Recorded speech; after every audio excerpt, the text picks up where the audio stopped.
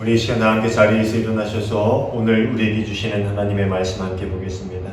오늘 우리에게 주실 하나님의 말씀은 신명기 16장 13절부터 15절까지의 말씀입니다. 신명기 16장 13절부터 15절까지의 말씀 제가 읽겠습니다.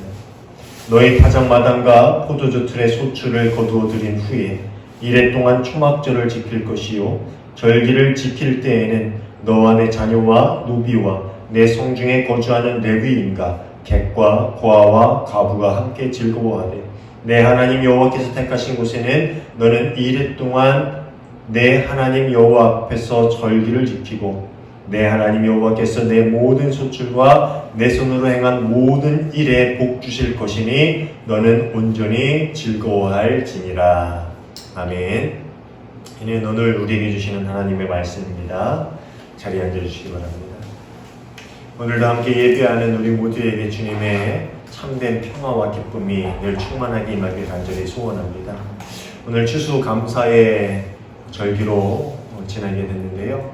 보통 11월 셋째 주에 추수감사 절기를 지내는데 지금이 농경사회도 아니고 또 이미 11월 초쯤에는 추수가 다 끝났고 날이 추워지고 가을이 깊어지기 때문에 11월 첫째 주에 올해는 추수 절기를 좀 지키기로 했습니다. 그리고 앞으로 11월 첫째 주에 계속 추수 감사 예배를 드리려고 합니다.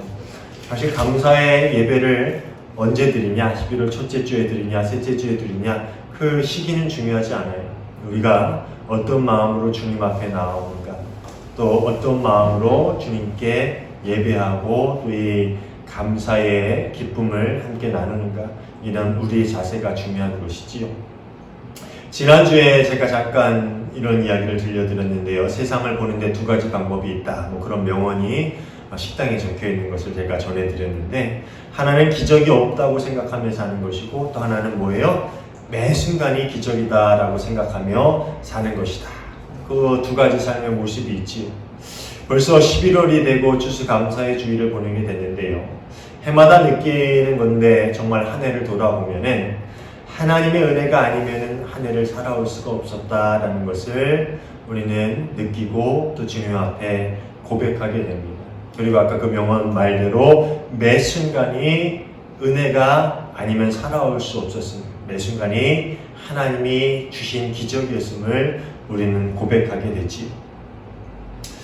정말 하루하루 매 순간이 기적의 연속이었고, 그렇게 우리의 삶을 통해서 놀라운 일들을 이루신 하나님의 은혜로 우리가 올 한 해를 살아왔고, 이렇게 감사의 절기로 주님께 예배를 드릴 수 있게 되었습니다.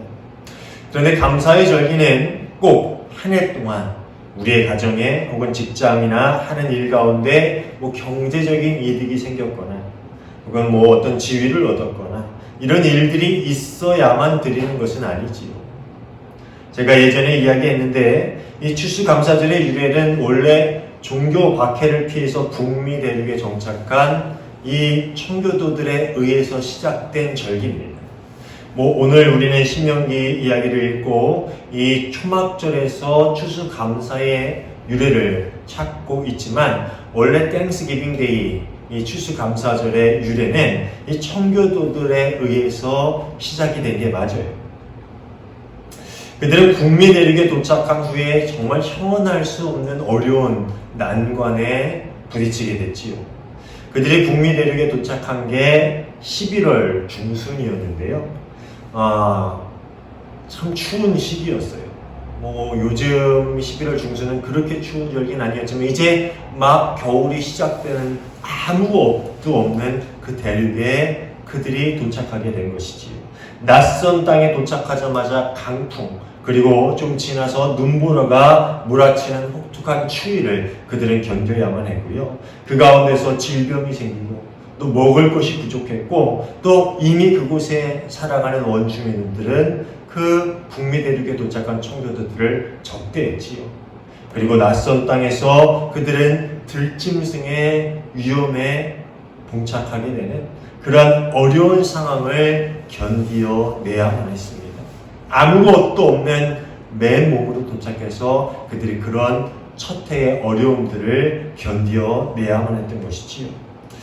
결국 그들이 북미 대륙에 도착하고 지낸 첫 번째 겨울에 102명 중 절반이 넘는 그러한 수가 죽음을 맞이했다고 합니다. 그렇게 겨울을 지나 살아남은 50명이 봄이 오자 땅을 개간하고 씨를 뿌리고 그리고 여름을 지나서 가을에 이제 곡식을 추수하게 되었는데 그들은 하나님 앞에 눈물로 감사를 드리면서 그 추수한 것들 중에 가장 좋은 것들을 선별해서 하나님께 드리며 예배를 드렸고 그것이 추수감사절의 유래가 되었다. 제가 예전에 한번 추수감사절의 유래에 대해서 이야기를 드렸는데요. 저는 추수감사절만 되면은 이 이야기가 떠올라요.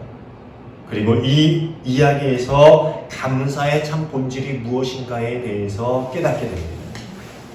오늘 본문은 구약에서 찾아볼 수 있는 감사절기의 기원입니다. 하나님은 이스라엘 백성들이 광야에 있을 적에 이 세 가지 절기를, 그 세 가지 절기를 꼭 지키라고 이야기하는데 그게 뭐냐 하면은 바로 무교절, 6월절이죠. 그리고 77절, 그리고 초막절입니다. 그 중에서 이 초막절은 한 해 동안 키운 곡식을 거두어 드린 후에 드리는 감사의 절기이기 때문에 이 추수감사절의 기원, 구약에서 찾을 수 있는 추수감사절의 기원이라고 이야기하기도 합니다. 그런데 가만히 생각해 보면은요, 이스라엘 백성들에게 처음으로 하나님께서 절기에 대한 명령을 주신 것은 언제일까요? 언제 하나님께서 이스라엘 백성들에게 이 절기들을 지키라고 이렇게 명령을 하셨을까요? 언제 같아요? 출애굽기 34장과 레위기 23장을 보면은요, 이 세 가지 절기에 대한 자세한 규정들이 나오고 있는데요. 출애굽기 34장과 레위기 23장에서 이 절기를 주셨다면 그들이 어디 있을 때입니까? 그들이 아직 광야에 있을 때지요. 가나안 땅에 한참 멀리 있을 때에 하나님은 그들에게 절기에 대한 명령을 주신 거예요. 오늘 우리는 신명기를 읽으면서 이 절기에 대한 부분들을 함께 봤는데 원래 이 절기는 그 이전에 주신 건데 모세가 이제 가나안 땅에 들어가기를 바로 앞서서 그들에게 이 마지막 절기에 대한 것을 다시 회상시키는 부분을 오늘 우리는 읽은 거예요. 그런데 이 절기는 실제로 광야에 있을 때에 그들이 시내산에 머무를 때에 그때에 이미 그들에게 주신 명령이라는 것이지요. 특별히 77절과 이 초막절은요, 초실절과 수장절로도 불리는데요. 이 77절은 첫 곡식인 보리를 수확한 것을 감사해라 라는 그런 절기로 주신 것이고요. 또 이 초막절, 즉 수장절은 한 해의 수확을 곡식에 거두어 드리면서 그것을 저장하면서 그것을 감사하는 절기로 드려라 라고 그렇게 주신 절기입니다. 근데 이런 절기를 주신 시기가 참 이상하죠. 아까 얘기했듯이 광야에서 주셨어요. 그들이 아직 가나안 땅에 들어가서 땅을 정복하고 그 땅에서 농사를 짓고 수확을 하기 한참 전, 시기를 따지면은 39년 전. 그런 일들은 39년 후에나 일어날 일인데, 물론 그들이 불순종해서 동건이 있으면 어쨌든 한참 후에나 일어날 일인데, 그 이전에 하나님은 그들에게 절기에 대한 명령부터 하고 계시니 정말 이상한 일이 아닐 수 없죠. 그렇죠? 오늘날로 좀 이야기하면은 제가 딸한테 내가 너 크리스마스 때에 선물을 줄 건데 이거에 대해서 나한테 감사해. 감사 인사를 해. 이거를 1월 달에 크리스마스에 대한 이야기를 하면서 나한테 감사해. 이런 이야기를 하고 좀 이상해 보입니다. 가만히 생각해 보면요, 당시 이스라엘 백성들의 모습과 북미 대륙에 정착한 이 청교도들의 모습이 비슷해 보여요. 이스라엘 백성들은 시내산에서 율법을 받기 전까지 정말 많은 이적을 경험했어요. 홍해가 갈라지고 만나와 메추라기로 자신들을 먹이시고 또 광야에서 물을 내심으로 자신들의 목을 적시시는 그런 하나님의 놀라운 기적과 은혜 가운데서 살아온 사람들이에요. 그들은 이미 지나온 날들을 돌아볼 때에 하나님의 놀라운 그런 섬세한 손길을 찬양하지 않을 수 없었을 겁니다. 이미 그들은 많은 일들을 경험했고 아직 광야에 있지만 그 하나님의 놀랍고 섬세한 손길들을 그들은 부인할 수 없었을 거예요. 청교도 또한 마찬가지 마음이었을 거예요. 비록 혹독한 겨울을 지나며 많은 이들이 목숨을 잃었지만, 그리고 여전히 척박한 환경 가운데 그들이 있지만 여전히 많은 사람들이 살아남았고 첫 농사에서 수확을 얻게 되었고, 무엇보다도 그들은 신앙의 자유를 누리며 살 수 있게 되었어요. 지나온 날들을 돌아볼 때에 그럼에도 불구하고 그들은 하나님의 큰 은혜의 손길이 그들을 돌봐왔음을 고백할 수밖에 없는 그러한 마음을 갖게 되었다는 것이죠. 그들이 그렇게 감사의 예배를 드리면서 드린 기도가 정말 저의 마음을 감동케 합니다. 그들이 이렇게 기도했다고 합니다. 우리는 대서양을 건너와서 여러 친구들을 잃었습니다. 그러나 하나님께서 우리에게 기대했던 것보다 더 많은 것을 주셨습니다. 하나님의 은혜에 감사하며 하나님께 첫 열매를 드리나이다. 많은 친구들을 잃고 또 여전히 고생 가운데 그들이 있지만 그럼에도 불구하고 하나님은 우리에게 많은 것을 주셨습니다.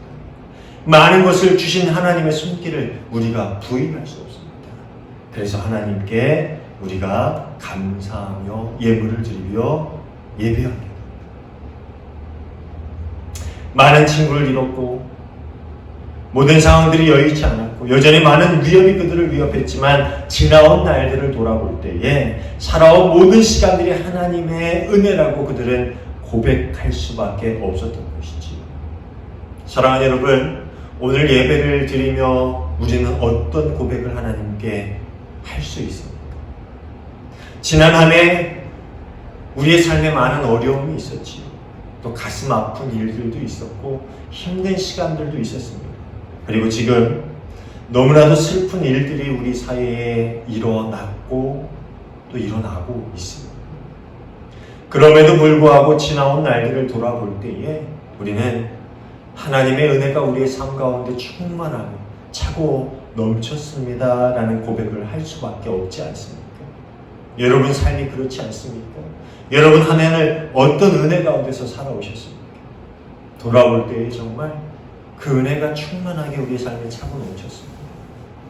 많은 힘든 일들이 있었고 눈물 흘린 일들이 있었고 여전히 가슴 아픈 일들이 우리 가정에 있지만 그럼에도 불구하고 주신 은혜들은 헤아릴 수 없이 많습니다. 그런 고백을 할 수밖에 없지. 이렇게 감사는 우리의 힘으로 살아갈 수 없었음을, 살아올 수 없었음을 깨달았을 때 드릴 수밖에 없는 그런 고백인 것이지요. 우리에게 주어진 모든 것들이 자격 없는 자들에게 주어진 은혜임을 알았을 때 드리는 고백이 바로 감사의 고백이라는 것입니다. 하나님, 지난 날들을 돌아보니 제 힘으로 살아올 수 없었던 그런 날들입니다. 하나님께서 저를 살아오게 하셨습니다. 그리고 지금 저를 살게 하시고 그리고 제 삶을 은혜로 채워주셨습니다. 그렇게 하나님께서 하신 일들을 돌아볼 때에 우리는 그 은혜에 감사할 수밖에 없는 사람들이지. 또 한 가지 감사는 앞으로의 일들을 바라볼 때 드리게 되는 신뢰 위에서의 고백이라는 것입니다. 이스라엘 백성들은 아직 많은 여정을 남겨두고 있습니다. 지나온 날보다 아직 가야 할 날이 훨씬 더 많이 남아 있었지요. 그런데 하나님은 그 시점에서 당신의 백성들에게 감사의 절기를 가르치고 명령하셨습니다. 너희가 그 땅에 들어가서 살아갈 때에 그 절기들을 잊지 말고 꼭 지키며 나에게 감사의 예배를 드리라. 아직 많은 여정이 남아 있었지만 그들에게 그 절기를 가르치셨다는 것이지요. 청교도들 역시 여전히 많은 숙제들이 그들 앞에 놓여 있었습니다. 추수가 끝이 나면은 그들 앞엔 또다시 혹독한 겨울이 찾아올 것이고 아직 원주민들과 들짐승들의 위협이 그들에게 남아 있었고 여전히 삶의 터전이 완전하게 갖추어지지 않은 현실이 그들의 삶의 모습이었습니다. 그럼에도 불구하고 그들은 감사의 예배를 드렸어요. 하나님, 기대했던 것보다 더 많은 것을 우리에게 주셨네요. 그 은혜에 우리가 감사할 수밖에 없습니다. 라고 그렇게 여전히 앞으로 올 많은 어려움과 위협에도 불구하고 그들은 감사의 예배를 드렸다는 것이죠. 그런 관점에서 보면 감사는 앞으로 하나님께서 하실 일들을 바라보며 선포하는 믿음의 고백이라고 이야기할 수 있습니다. 지나온 날들이 나의 힘이 아니라 하나님의 은혜로 살아온 시간들이었다. 앞으로의 날들 또한 하나님의 은혜로 살아가게 하실 날들이라는 것을 우리가 믿기에 감사할 수 있는 것이지. 몇 해 전에 추수감사 설교를 하면서 이런 이야기를 했는데 톰 라이트라는 신약학자가 시편에 대한 이야기를 이렇게 합니다. 우리의 시간과 하나님의 시간이 만나고 과거 그때와 지금과 아직 오지 않는 시간이 교차하는 그 지점에서 우리는 기도하고 노래하게 만든다. 우리를 기도하고 노래하게 만든다. 이 시편이라는 걸 이렇게 표현했어요. 우리가 현재 하나님의 은혜를 노래하며 감사의 찬양을 드릴 수 있는 이유가 뭐냐? 그것은 지나온 과거의 시간들을 돌아보고 또 미래의 시간들을 바라볼 때에 그 가운데 우리의 삶과 하나님의 은혜가 만나게 되고 늘 함께 해왔던 하나님의 은혜와 또 앞으로 변하지 않는 하나님의 신실하심으로 우리를 돌보실 것을 우리가 믿기 때문에 우리가 하나님의 그 은혜를 찬양할 수밖에 없다. 그게 시편의 찬양의 이유라는 거예요. 이해하십니까? 찬양은 과거를 돌아볼 뿐만 아니라 지금 우리의 삶을 주님의 것이라고 고백하고 또 앞으로 다가올 일들 또한 하나님의 손길 위에 놓여 있음을 신뢰하는 가운데 드려지는 그러한 고백이라는 것이지. 오늘 우리가 함께 읽은 본문 15절의 뒷부분은 이렇게 이야기하고 있지. 내 하나님 여호와께서 내 모든 소출과 내 손으로 행한 모든 일에 복 주실 것이니 너는 온전히 즐거워할지니라. 이 세번역 성경 영어 버전을 보면 리빙 트랜스레이션인가요? 이 영어도 요즘 말로 번역한 영어 성경을 보면은요, 뭐라고 번역을 하고 있냐면요, 이 축제는 모두에게 아주 큰 기쁨의 시간이 될 것이다. 그렇게 번역을 하고 있어요. 그러니까 이 절기는 뭐냐면 모두에게 아주 큰 great time이라, great joy, the time of great joy라고 나와 있는데요. 이 정말 가장 큰 기쁨의 시간들이 될 것이다라고 이야기하고 있어요. 왜냐하면 내 모든 소출, 이제까지 은혜로 얻었던 모든 소출, 그리고 또 앞으로 내 손으로 행한 모든 일에 복 주실 것을 믿는 그 믿음, 그 두 가지로 인해서 정말 큰 기쁨의 시간이 될 것이다. 우리가 지금이라는 시간 위에 있어서 하나님께 찬양하며 또 감사할 수 있는 것은 과거에 베푸신 은혜를 기억할 뿐만 아니라 또 앞으로 베푸실 은혜를 신뢰하기 때문이라는 것이지. 왜냐하면 하나님은 과거에도 신실하셨고 또 앞으로도 영원히 변함없는 신실함으로 우리를 대하시는 하나님이기 때문입니다. 과거에만 신실하시고 앞으로 그렇지 않다면 우리가 어떻게 불안해서 감사의 찬양을 드릴 수 있겠어요? 그런데 하나님은 과거에 신실하셨던 것처럼 앞으로도 우리에게 늘 신실한 모습으로 우리를 돌보실 것을 우리가 믿기 때문에 시편에 오늘 우리가 읽은 본문처럼 그 모든 소출, 우리가 그동안 겪어왔던 모든 은혜와 또 앞으로 우리가 살아갈 날들에 베푸실 그 은혜 때문에 우리가 지금 아주 큰 기쁨의 시간을 보낼 수가 있는 것이지. 사랑하는 여러분, 여러분의 삶이 그러하기를 주님의 이름으로 축원합니다. 아까 우리가 찬양했지요. 뭐예요? 주사랑이 어떻다고 우리 찬양했습니까? 아까 그 찬양 주님이 신실하다라는 것을 찬양했는데 주님은 신실하고 항상 거기 계시네요. 주사랑을 뭐라 할까? 세월이 가고 꽃이 시들어도 주님 사랑 영원해요. 저 찬양 부르는데 얼마나 은혜가 됐는지 몰라요. 세월이 가고 꽃은 시들고 사람은 변해도요, 주님의 신실하심은 변하지 않는다는 것이지요. 사랑하는 여러분, 우리의 힘으로 살아온 것이 아니에요. 하나님의 힘으로 이제까지 살아왔지요. 자격 없는 자에게 베푸신 하나님의 은혜로 우리가 살아온 것입니다. 마찬가지로 우리의 힘으로 살아갈 수가 없어요. 오직 하나님의 은혜로만 살아가는 것이지요. 여전히 우리는 죄인이지만, 우리는 부족하지만, 그럼에도 불구하고 우리를 사랑하시고 신실하게 돌보아 주시는 하나님의 은혜로 우리는 앞으로 살아가게 될 것입니다.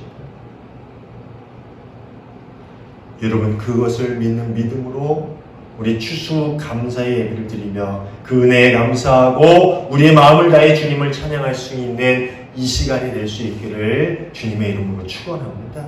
그리고 우리의 모든 삶 가운데 하루하루 그 신뢰의 발걸음으로 인해서 하나님께 온전히 날마다 매 순간 감사의 예배를 드릴 수 있는 그런 여러분의 삶이 될 수 있기를, 저와 여러분 모두가 될 수 있기를 주님의 이름으로 축원합니다. 기도하겠습니다.